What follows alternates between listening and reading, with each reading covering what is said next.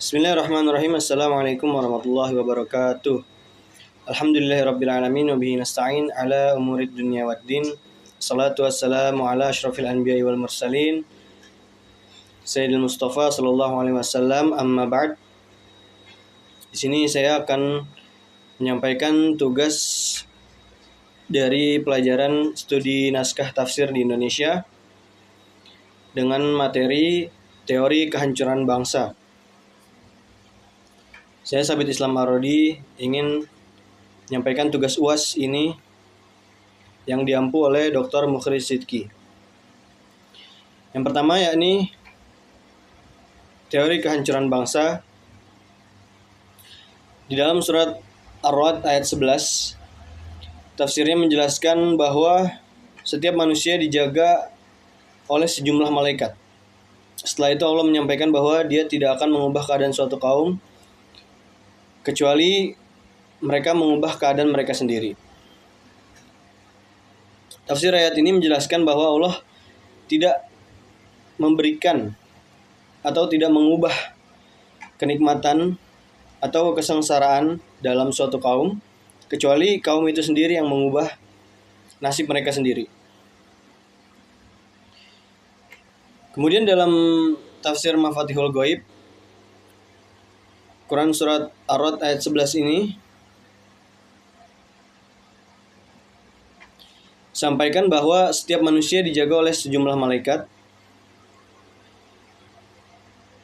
Allah menyampaikan bahwa Ia tidak akan mengubah suatu kaum kecuali kaum itu mengubah keadaannya sendiri. Kemudian yang kedua adalah Allah tidak mengubah kenikmatan atau kesejahteraan suatu kaum kecuali kaum itu sendiri yang mengubah kesejahteraan dan kenikmatan mereka sendiri. Kemudian yang ketiga adalah Allah tidak mengubah suatu kaum, mengubah nikmat dan kebahagiaannya sampai mereka mengubah ketaatan dan kebaikannya sendiri menjadi kemaksiatan dan keburukan. Maksud di sini adalah Allah mengubah dari kesejahteraan dan kedamaian menjadi kesengsaraan atau suatu hal yang tidak baik, seperti bencana alam atau pemimpin yang zalim dan sebagainya. Kemudian kehancuran suatu kaum ini sudah dicontohkan atau sudah diceritakan di dalam Al-Quran atau di dalam hadis-hadis Nabi, sebagaimana kisah nabi-nabi terdahulu atau kaum-kaum nabi-nabi terdahulu. Sebagaimana yang pertama kaum Nabi Nuh, yang mana kita ketahui bahwa kaum Nabi Nuh terkena banjir yang sangat besar karena menolak perintah dari Nabi Nuh alaihissalam untuk menyembah dan mempelajari tauhid kepada Allah Subhanahu wa taala. Penyebab dihancurkannya ialah karena mereka menyembah berhala yang menjadi kesyirikan. Sumber kesyirikan pertama di muka bumi terjadi karena adanya pengkultusan terhadap orang soleh dan sikap ghulu atau berlebihan kepada mereka. Jadi kaum ini terlalu melebih-lebihkan orang soleh sehingga Allah murka. Dan kaum ini juga menyembah berhala, yang mana menyembah berhala adalah kesyirikan. Kemudian yang selanjutnya adalah kehancuran kaum Hud, kaum Nabi Hud, yakni kaum Ad. Yang mana kaum Ad ini adalah keturunan Sam bin Nuh, yang mana kaum ini adalah kaum kedua yang menyembah berhala setelah kaum Nabi Nuh dilanda banjir yang sangat besar. Allah mengutus Nabi Hud alaihissalam untuk menyuruh kaum Ad agar menyembah Allah semata dan mengajarkan tauhid kepada mereka. Akan tetapi mereka menolak dan mendustakannya. Hingga azab yang sangat pedih, yakni kekeringan yang sangat panjang dan tanah tandus diberikan kepada mereka. Kemudian azab kedua, badai angin yang sangat besar, sangat dingin dan bersuara keras hingga 7 sampai 8 hari. Kemudian setelah kaum Ad binasa, Nabi Hud dan orang mukmin hijrah ke Hadramaut dan memulai kehidupan baru. Kemudian kehancuran yang ketiga yakni kaum Nabi Soleh atau yang disebut kaum Tsamud. Kaum Tsamud ini ialah anak keturunan Ad di Al-Hijr yang disebut sebagai kaum Tsamud atau disebut juga sebagai kaum Ad yang kedua. Jadi setelah kaum Ad yang pertama dihancurkan oleh Allah Subhanahu wa taala, maka muncul lagi kaum Tsamud yang mana masih keturunan dari kaum Ad. Kemudian meskipun Nabi Shallallahu alaihi wasallam didustakan dan diingkari oleh kaum Ad, tapi Nabi Shallallahu tetap berdakwah kepada kaumnya, terhadap kaumnya, mengajak kaumnya untuk beriman kepada Allah semata. Kemudian Allah mengutus para malaikat untuk menghujani mereka dengan batu hingga kepala mereka pecah. Jadi penyebab kehancuran kaum Tsamud atau kaum Ad kedua ini adalah karena mereka tidak mau menuruti perkataan Nabi Soleh yang mana menyeru tauhid kepada Allah, yang menyembah Allah kepada kaumnya, menyuruh mereka untuk menyembah Allah, tetapi mereka tidak mau. Maka akhirnya Allah mengutus para malaikat untuk menghujani mereka, kaum-kaum ini dengan batu hingga kepala-kepala mereka pecah. Kemudian tafsir Quran surat Al-A'raf ayat 34. Yang artinya tiap-tiap umat mempunyai batas waktu, maka apabila telah datang waktunya mereka tidak dapat mengundurkannya barang sesaat pun dan tidak dapat pula memajukannya. Jadi kalau kita tarik dari kisah-kisah yang tadi, kaum Tsamud, kaum Ad, dan kaum Nabi Nuh yang dilanda banjir, di dalam surat Al-A'raf ini dijelaskan bahwa jikalau mereka banjir telah datang melanda kaum Nabi Nuh, kemudian kekeringan dan angin badai yang besar melanda kaum Ad, dan kemudian hujan batu yang dilempari oleh malaikat kepada kaum Tsamud, maka mereka tidak akan kembali lagi atau waktu tidak bisa terulang.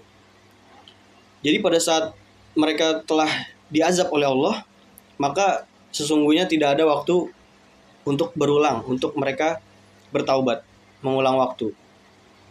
Dalam tafsir Mafatih Al-Ghaib, Imam Ar-Razi mengatakan yang dimaksud dengan kehancuran ini adalah siksa pemberantasan yang biasa ditimpakan Allah kepada para pendusta yang keras kepala. Sebagaimana dia menjelaskan kepada kaum Nuh, kaum Hud, dan lain-lain dengan kehancuran ini adalah kematian. Hakim berkata hal yang paling mendekati adalah apa yang disebutkan di atas karena lebih fasih dalam menegur waktu turunnya siksa, tidak lebih awal dan tidak pula ditunda. Ada pula yang berkata yang dimaksud dengan azab ini adalah penyembelahan dari dua hal, yaitu turunnya siksa dan turunnya maut karena masing-masing ikut serta dalam kebinasan. Jadi kehancuran bangsa yang dilanda oleh kaum tersebut itu penyembelahannya dari dua hal, yaitu turunnya siksa dan turunnya maut. Seperti siksaan banjir yang Allah berikan kepada kaum Nabi Nuh, kemudian siksaan kematian yang disebabkan oleh kekeringan dari kaumnya Nabi, kaum Ad, dan dilempari batu, dan itu bentuk siksaan. Jadi ada siksaan dan ada maut yang menyebabkan kematian. Kemudian beliau menafsirkan kata ajal pada surat Al-A'raf ayat 34 sebagai azab. tepatnya ketentuan waktu turunnya azab bagi umat atau bangsa yang telah durhaka, tidak mau menerima kebenaran, berlaku sewenang-wenang sekehendak nafsunya, dan tidak segan-segan mengerjakan hal keji dan mungkar. Azab yang ditimpakan pada umat tersebut dapat berupa dua kategori kehancuran, seperti kehancuran bangsa yang dapat memusnahkannya, seperti kehancuran kaum Nuh, Ad, Samud, Firaun, Lut, dan lainnya, ataupun kehancuran umat dalam bentuk kemiskinan, kebodohan, maupun kehilangan harga diri. Jadi dalam tafsir ini dijelaskan bahwa azab bukan hanya siksaan atau yang menyebabkan kematian seperti kaum-kaum yang tadi disebutkan. Bisa jadi karena ketidakpatuhan manusia terhadap Allah Subhanahu wa taala dan kedustaan mereka, maka Allah menurunkan azab, yakni kebodohan atau harga diri, yang kehilangan harga diri dan kemiskinan. Jadi jikalau suatu negara terkena kemiskinan atau masyarakatnya bodoh atau masyarakatnya kehilangan harga diri, dilihatnya nih negara nggak ada harga dirinya gitu, miskin, berarti ini adalah salah satu azab dari Allah Subhanahu wa taala. Kemudian tafsir Quran surat Al-Hijr ayat 4 sampai 5. Yang artinya, dan kami tiada binasakan suatu negeri pun melainkan ada baginya ketentuan masa yang telah ditetapkan. Tidak ada suatu umat pun yang dapat mendahului ajalnya dan tidak pula dapat mengundurkannya. Dalam tafsir di sini, dalam ayat ini, tafsir Imam Ar-Razi menafsirkan ayat ini dengan mengatakan, ayat tersebut menunjukkan bahwa tidaklah patut seorang muslim lebih mengutamakan kesenangan dan kenikmatan dunia serta harapan dan angan-angan yang panjang di antara akhlak orang-orang yang beriman berkubang di dunia ini, termasuk orang-orang yang binasa. Kemudian beliau menyebutkan sebuah hadis yang artinya anak cucu Adam tua sementara ada dua darinya yang muda, ketamakan terhadap harta dan ketamakan terhadap usia. Jadi dalam tafsir Al-Hijr ayat 4 sampai 5 ini, Imam Ar-Razi mengatakan bahwa salah satu sifat orang-orang yang akan binasa adalah cinta dunia. Jadi mencintai dunia, mencintai uang, mencintai barang-barang yang bagus. Dan itu bukanlah sifat-sifat orang yang beriman. Jikalau kita lihat dari tafsir Imam Ar-Razi ini, beliau menyebutkan bahwa berkubang terhadap dunia adalah bukan salah satu dari sifat orang-orang beriman. Maka dari itu, sebagaimana yang disampaikan hadis Nabi oleh Imam Ar-Razi, beliau menyebutkan bahwa anak cucu Adam akan tua, tetapi ada dua darinya yang muda, yaitu ketamakan terhadap harta dan ketamakan terhadap usia. Hal ini menjelaskan bahwa umat manusia atau anak cucu Adam itu sangat tamak terhadap harta. Apapun mereka usahakan dengan segala cara yang haram maupun halal untuk mendapatkan harta. Jadi jikalau urusan harta itu mereka selalu merasa lebih muda gitu. Jiwanya muda buat masalah harta. Tapi kalau masalah ibadah malas gitu, jiwanya tua. Sama kemudian umur. Maunya muda terus. Gak mau kalau mereka tuh udah tua, gak terima gitu.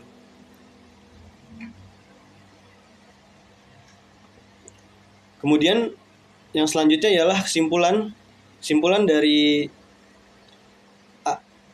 Ar-Ra'd ayat 11 dan Al-Hijr, Al-A'raf, kesimpulan dari Al-A'raf ayat 34 dan Al-Hijr ayat 4 sampai 5 ialah Allah tidak mengubah kenikmatan dan kesejahteraan suatu kaum atau suatu bangsa menjadi binasa atau sengsara kecuali bangsa tersebut yang mengubah kondisinya sendiri menjadi binasa atau sengsara.